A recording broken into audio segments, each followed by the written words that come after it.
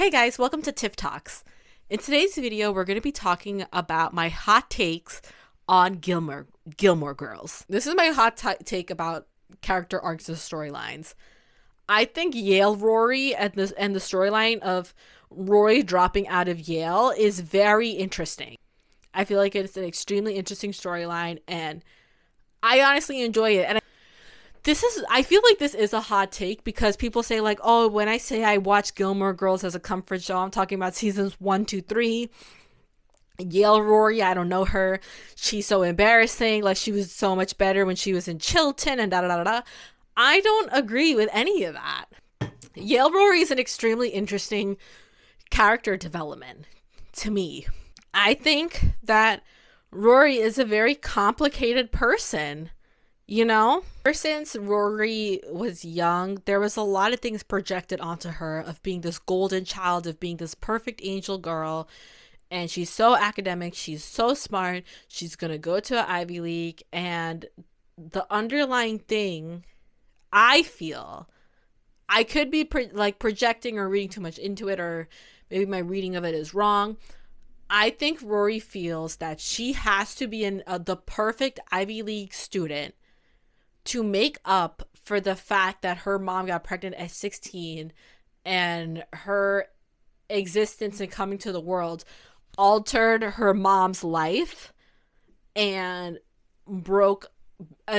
was a major point that broke up her relationship with her and her parents, like Lorelai and her parents, her grandparents. She feels very deeply for her mom. She knows that the world she came from, these worlds of rich white people, view her mom as a failure for getting pregnant with her. And she feels that if she gets into an Ivy League and fulfills this role of being perfect, of being the perfect, beautiful, sweet, golden child, it makes up for the fact that her mom is not invited into that world anymore.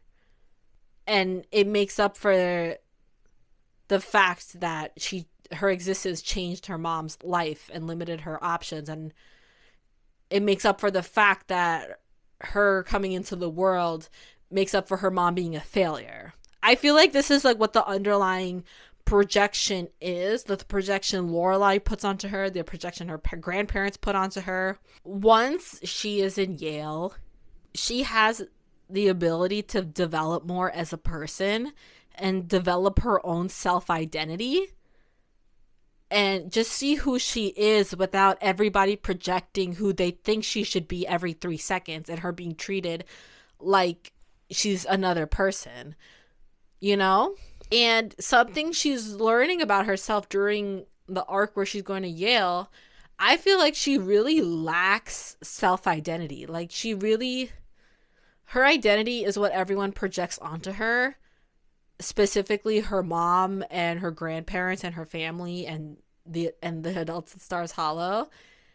And once she's in an environment where they're not around on that level, they're obviously still in her life, but they're not, like, she's not going home to them every single day. So because her identity revolves so much on what other people think of her, during that first internship where she's at that journaling company that's Logan's dad's business, and he says that, oh, you don't got it, you should just quit ahead, you should just quit right now, basically, because it's like, you just don't got it. You could probably be someone's secretary because you're good at perceiving what someone anticipating people's needs, but I don't think you got it in you to be a journalist. I could see why that moment would make her completely fall apart, to be honest with you, because her identity has always been based off what other people think she should be and think she ought to do. And now she has this adult telling her she just doesn't get it. And so I honestly see how that could make her fall apart.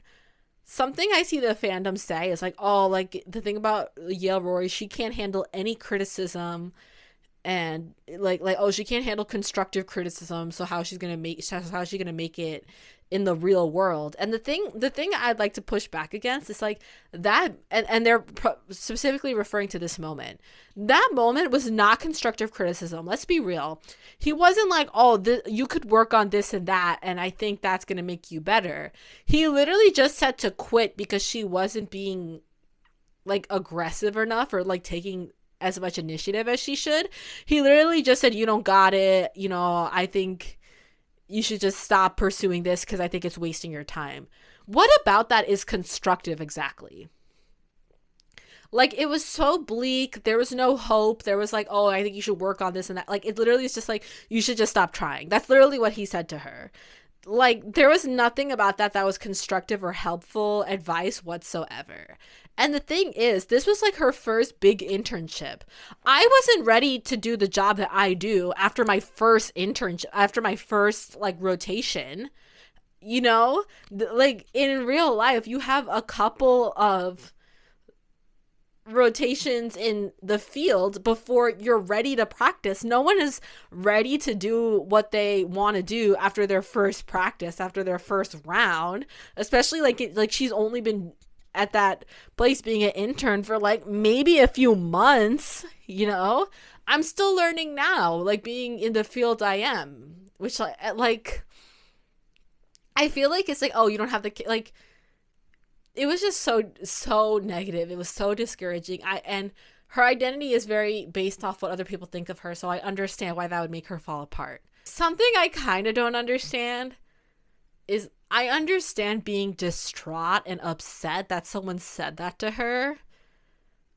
I just personally have a hard time understanding why that would prompt her to literally drop out of school, because at the end of the day, she was not failing any classes, she was not failing out of her major. It's just like, if she listen, if someone said that to her and on top of that she was failing classes, I would understand a little bit more, being like, "Hey, maybe I need to take a step back from this, like maybe I need to pivot in a different direction, maybe my characteristics and skills could suit another profession a little bit better." I would understand that a little bit more. But the thing is, she wasn't failing any of her classes. Like, I feel like you could just go to school sad and upset and then work through it, you know? I don't know, but that's just me, I guess. I don't know. But yeah, she really falls apart under pressure. You see this very early on when she starts going to Yale. There was an episode where a teacher is like, "Hey, you know, I see you struggling with these assignments, and the grades you're getting so far are kind of low. It's not too late to drop this class and take it another time because maybe your workload is too heavy." And she's like, "No, but my grandpa," she literally said, "My grandpa took the same amount of credits when he came here." And then the teacher was like, "Well, you know, everyone works at a different pace. You shouldn't be comparing yourself to anybody else. You should be going at a pace that works for you." Which honestly, I feel like that was a good example of constructive criticism, because he wasn't saying anything like that negative. He wasn't like, "Oh, like you can't handle it," da, da, da. He was just saying like, "Hey, you know, I see on your record on the computer, I see that there's a lot on your plate. You're taking a lot of credits. Maybe you just need to slow down and take this class when you have more time to focus on it," which I feel like is honestly, it was a pretty helpful advice. It was a pretty helpful thing to say. And this crushes her. This crushes her spirit so hard. She's literally she's not with Dean anymore, but Dean is working and doing construction in her mom's inn, so he's still around and they're still talking to each other at this point. And she sees him, Dean, and she's like venting. It's like, "Oh, I feel like I'm failing everybody, I'm disappointing everybody." And this is a very interesting scene to me, because it really, like, nothing that intense really happened, but you see how important other people's perspective of her is.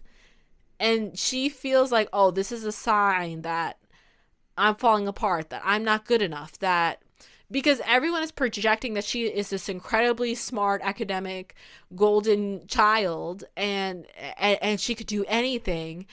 And she feels the weight of all these expectations she has to live up to. Like what I was talking earlier about the projecting and the grandparents and all this and that. You could see that reflected in this moment, because she feels like, "Oh, like if I don't take the same amount of credits this semester as my grandpa took multiple decades ago, then I'm not living up to everyone's expectations of me." And what everybody is saying about my mom in regards of her being a failure for getting pregnant with me at 16 might be true for her and for me. Like, she doesn't say all that, but like you see you see that in that moment. And that's really sad that her sense of self and her self of identity and sense of value is just so tied up in what everyone else thinks of her. And it's like, what do you think of you? It's like, you got to do your own path a little bit. Like, come on. Like, I don't know. Like, but honestly, like, I think it is an interesting storyline. It shows of how she really fell apart. But at the end of the day, she did come back together. And I think it just shows her being like a complicated young girl. Like, did you make the best choices in your early years of college? I don't think you did. Probably not. Most people don't. Most people aren't super proud of the choices and the things they say at that age. And also at that age, like, you're an adult, but you're also still young and you still have so much insecurity in you, So I feel like it is an interesting storyline. She does drop out for quite a bit of time, but she does go back eventually. And you know what? That's fine. People's paths towards education, especially high education, it wavers a little bit. It goes on some waves. But at the end of the day, she did it. Okay?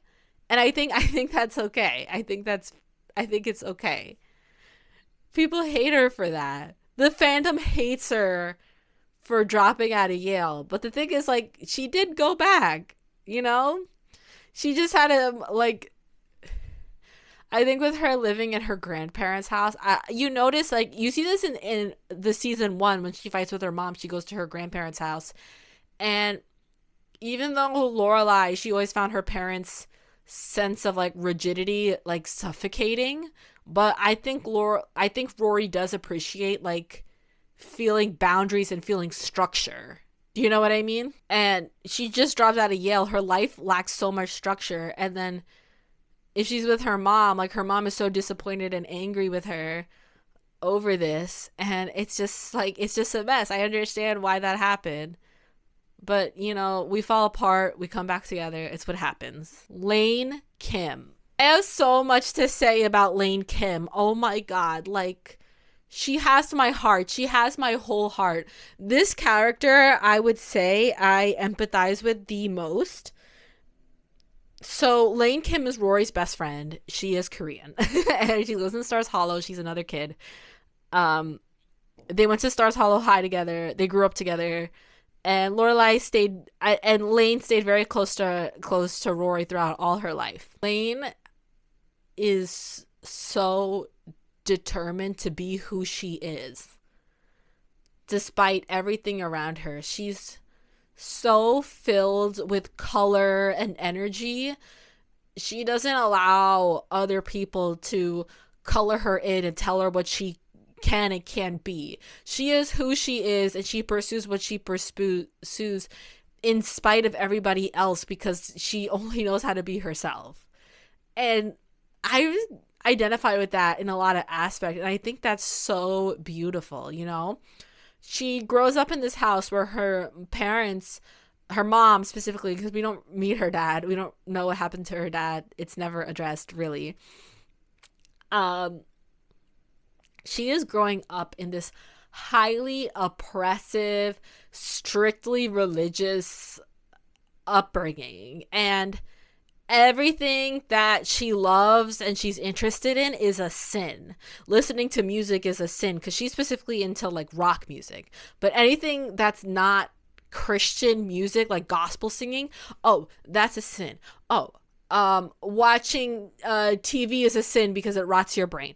Oh, eating food with flavor in it is, like, a sin because it's like that's gluttony, and, like, you need to, like, be happy with flavorless food.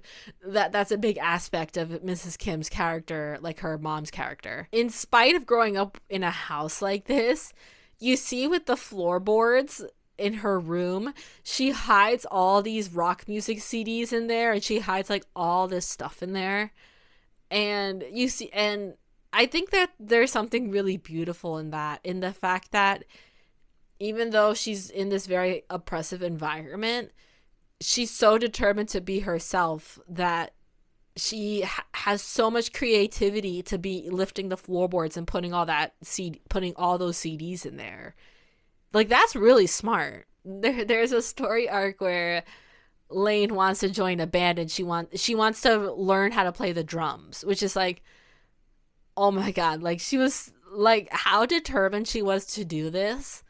Like it was really beautiful to me cuz it's like her cuz it's like it's not like she could buy a drum set cuz she doesn't have money, and even if she did have money, where is she going to put this drum set and how is she going to practice, because her mom doesn't even believe in music that's not like gospel hymns. Like she thinks everything is a sin, and that oppresses her ability of Lane's ability of artistic expression, and expression is just who she is as a person in a pretty extreme way. And she's just like, I don't, she literally like says like while she's talking to Rory on the phone about like, oh, I'm gonna become a drummer, she's like, I don't know how I'm gonna do it, but I'm gonna do it, and that I know.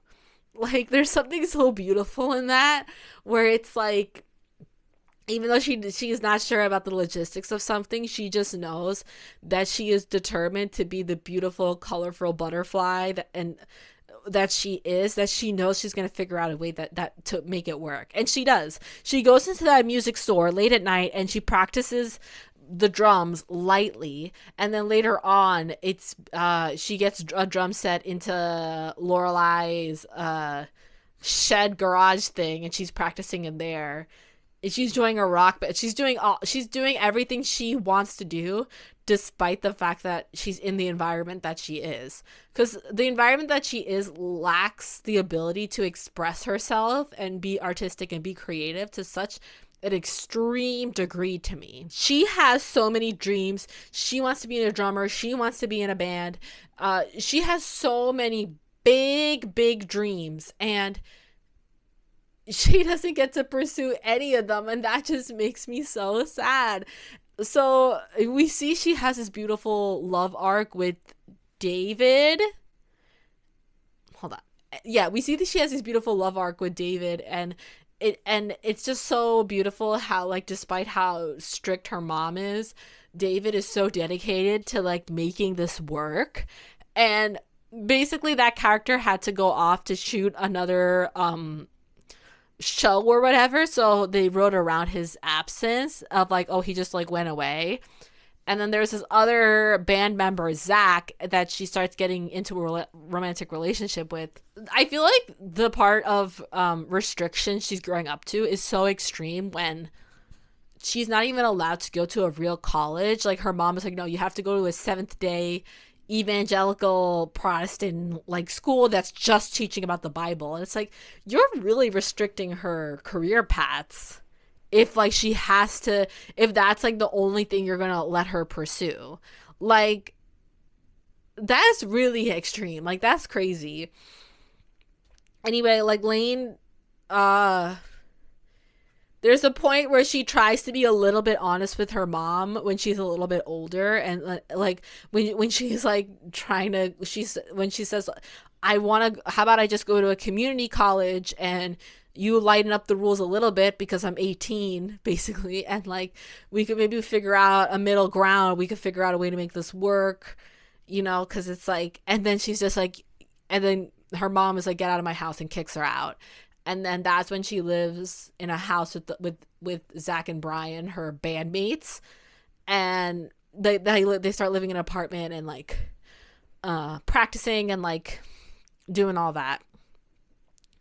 I feel like Lane's relationship with Mrs. Kim, her mom, is so sad, because honestly, like I relate to this very heavily. Like Lane's story arc with her parent, honestly, like my parents aren't that extreme, but it's the sense that it's like, you only love a version of me that only exists in your head, and you create an environment that's so like when you hear something that you don't want to hear, you react in a way that's so hostile, to the point that I'm scared. And that forces me in a position where I can't be fully honest with you. And because I have to hide such a major aspect of who I am as a person, I feel like you're never actually going to be able to know me, and I'm never going to really know you. And that's just going to be what it is. You know what I mean? And I feel like Lane is like in the same kind of situation because Mrs. Kim loves this version of her daughter that is highly religious, and the only interest she has is like reading the Bible and going to church, and then only talking to other people that read the Bible and go to church, and that same kind of church. And she can only be with people who are like married, and anyone who like colors outside the lines a little bit, it's like, oh, like they're sinful, they're bad company. She barely lets Lane be friends with Rory because Rory's mom got pregnant with Rory when she was young, and that her mom Lorelai isn't married. She barely tolerates that friendship with her. Like, it's just so crazy. Like, it's so crazy. Um so Lena and David have this beautiful relationship where, despite everything, David goes out of his way to make it work, even though they have to go through so many barriers, with David pretending to be in a Christian band, and them like, and David forcing Zack and Brian to like play all these like religious music, and like all this stuff. Like, he's willing to go through all this like crazy maze and this crazy stuff just to be with Lane. And I think that's just so beautiful for him to be so dedicated. um that character had to leave in a later season to film another show, and so they had Lane's character, start dating Zack, and Zack isn't that good of a boyfriend, to be honest with you. he I don't think he even really takes her out on a date. Like, their date is just watching a movie in their living room because they're already living together because they're bandmates. Like, the level of effort he puts into the relationship is like -3, which is crazy, you know? And the fact that literally like Lane's second boyfriend, basically, with the Zack character, asks him to marry her and she says yes, I feel like that's really where it went downhill. And the saddest thing to me is when Lane gets pregnant and she literally says like, okay, my life is over now everything has to be about my kid the way my mom was, and da da da da. And it's like, this is such a sad story arc, and I'll never forgive the story writers for doing this. I won't. This is horrible. This is a horrible ending to this character's story, and I will not stand for it. Like, this honestly makes me so sad because Lane had so many big dreams. Now, realistically, like, it's not super realistic for someone to be in a band and that band gets so famous and so successful. That only works out for like very, very, very few people. So listen, I'm not saying that like they should write like, oh, and then her band got all these shows and this and that. It's like, okay, like, I understand that's not like the most like realistic thing, but I feel like at a minimum, it should be like, oh yeah, and then Lane moved to New York for a little bit and had an apartment and had a record store, and she was really passionate about like records, and she had her own thing, and like it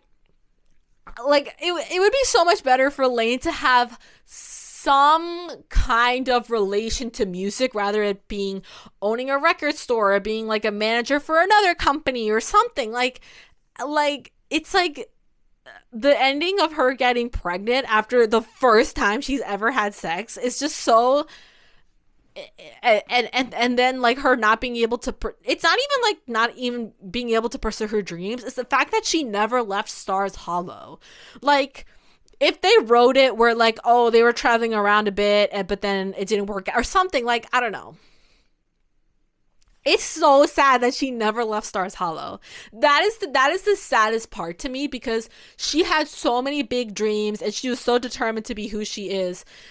That scene where Lane was like, I barely got to do it. I was living as a kid in this highly restrictive environment where I really wasn't allowed to do anything. And I'm going from that to being a mom where now everything has to be about my kid and I'm not allowed to have like hopes and desires. And she literally says, I barely got to do it, Zack. I barely got to be a person. That is so sad. I cannot believe that they wrote this character like this. I cannot believe it. This isn't, the last one isn't really a hot take. Like, I feel like everyone agrees with me on that. All right. Thank you so much for joining me for my hot takes on Gilmore Girls.